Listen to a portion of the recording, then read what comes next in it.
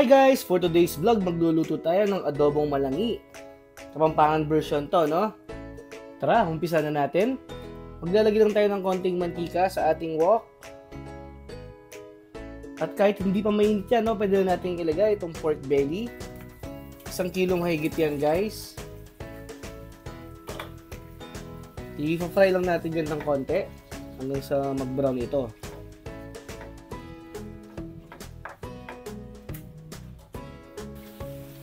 After few minutes, unti-unti na naglalabas ng mantika yung ating pork belly. At unti-unti na rin mapiprito yan, guys, no? Medyo init lang ng konti, maya-maya tatalasik yan.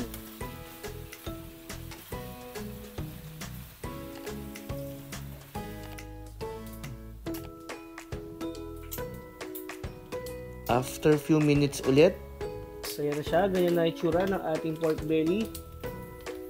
Ganyan yung gusto nating ma-achieve na pagpirito.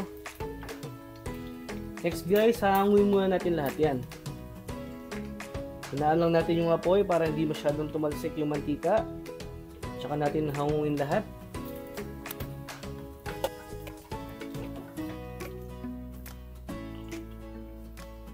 Ayan guys, itatabi muna natin yan. Next natin gagawin, i-fry din muna natin itong ating patatas. 3 pirasong maliit na patatas yan. Hiniwa ko lang siya ng ganyan. Optional lang yan guys, no? Kung ayaw yung may patatas, okay lang din.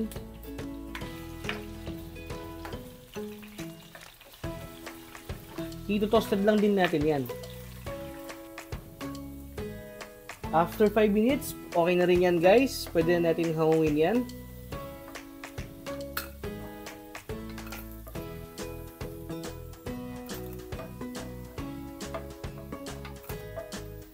Then, babawasan lang natin yung mantika at magigisa na tayo. Ilagay na natin itong isang ulo ng bawang. Hiniwa ko lang siya ng ganyang kaliit.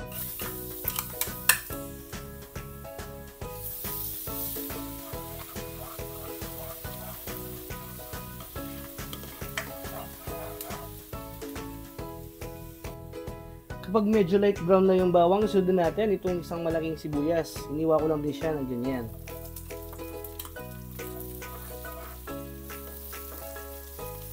Tuloy lang natin yung pag-isa hanggang sa medyo lumambot yung sibuyas.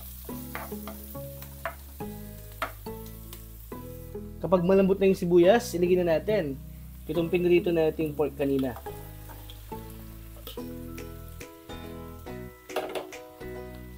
Then, haluin lang natin hanggang sa maglasa yung ginisa natin.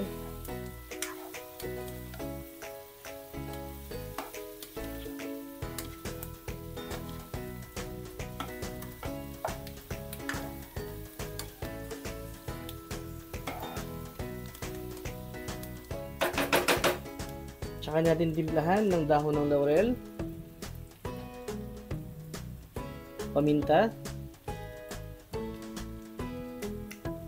Then haluin lang ulit natin.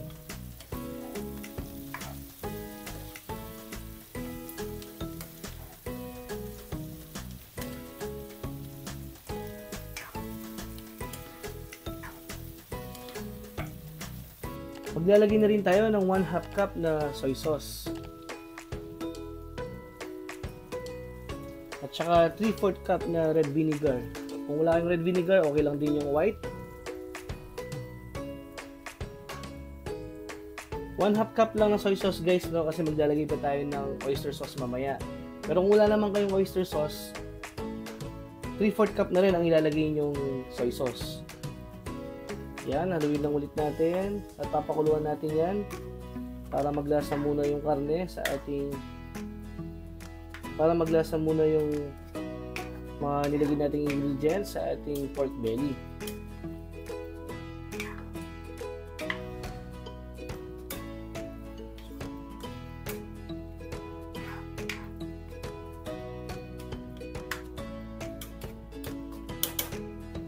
Tatakpan muna natin guys at papakuluan natin yan muna ng 8 minutes.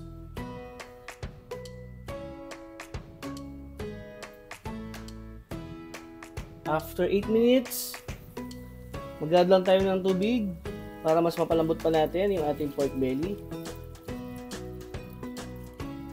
Then, haluin lang natin ng bahagya.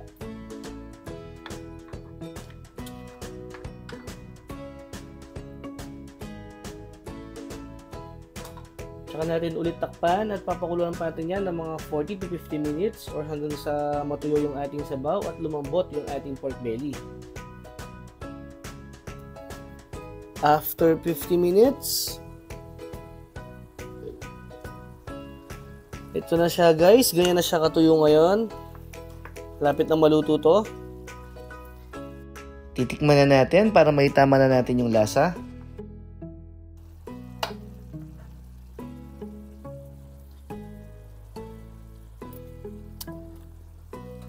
Mag-add lang tayo dito ng konting oyster sauce, siguro mga 2 tablespoon.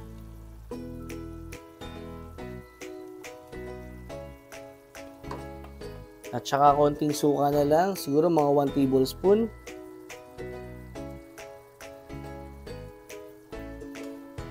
Then, ilagay na rin natin yung pinirito nating patatas kanina. Kung mapapansin nyo guys, hindi tayo naglagay ng asukal ngayon, no? Parang ayoko kasi ng matamis na adobo ngayon. Pero kung gusto nyo may asukal, okay lang naman din. Maglalagay na rin tayo ng red chili or siling labuyo. Optional lang yan, no? Sa may gusto lang na manghang. Then, haluin na lang natin yan. At ituloy pa natin yung pagluto ng mga 5 minutes. At pwede na itong iserve. Kung umabot ka sa part ng video na to, maraming salamat sa iyong panonood. At kung hindi ka pa nakasubscribe, mag-subscribe ka na rin. Pakiclick mo na rin yung notification bell para ma-update ka sa mga susunod pa nating video gaya nito. Okay guys, hanggang sa muli. Bye!